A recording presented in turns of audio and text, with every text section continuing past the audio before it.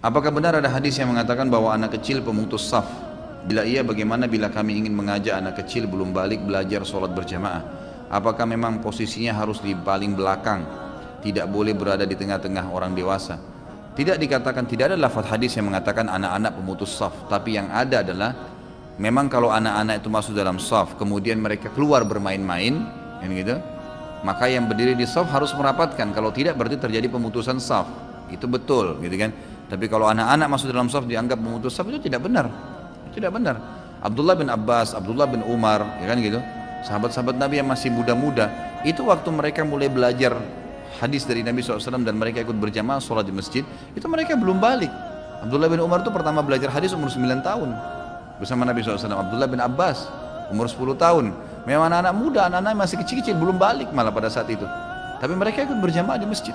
Abdullah bin Umar mengatakan tidak pernah ketinggalan sholat berjamaah di masjid selama beliau memang tidak ada udzur, beliau selalu hadir di masjid, gitu kan? Jadi memang beliau hadir di masjid, jadi tidak ada masalah itu.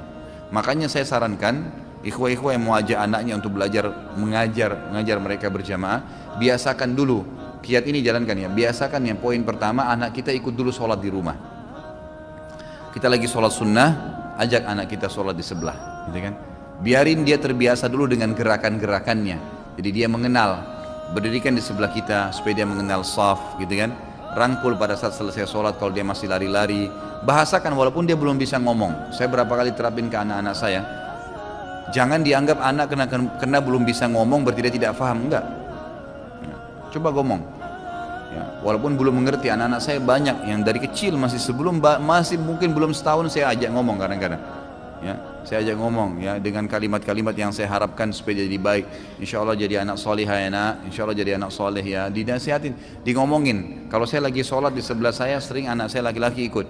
Lalu saya setelah dia lari-lari, saya ajak lagi duduk ya di sebelah saya nasihatin lagi. Walaupun dia masih belum mengerti, belum 2 tahun, tapi saya ngomong sama dia, orang kalau sholat nggak boleh lari-lari ya, dinasihatin saja. Nanti satu waktu tiba saatnya di mana dia sholat. Kalau kita sholat dia tahu, dia berdiri di sebelah kita, ruku dia ruku, kita sujud dia sujud.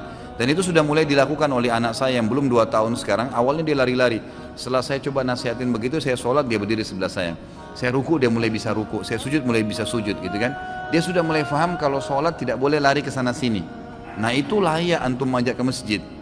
Jangan belum tahu sholat antum ajak, nanti kacamatanya orang diambil, nanti dia lari-lari di saf, kan gitu, jadi masalah. Lebih baik jangan, gitu kan. Jadi jangan sampai niat baik itu malah terganggu karena kita belum menerapkan kiat-kiatnya. Jadi pertama, didik dulu dia dengan masalah sholat, gitu kan. Biasakan anda sholat berjamaah dengan dia. Sambil yang kedua dinasehatin, diingatkan, ngomong saja ya, insya Allah akan Allah sampaikan ke dia.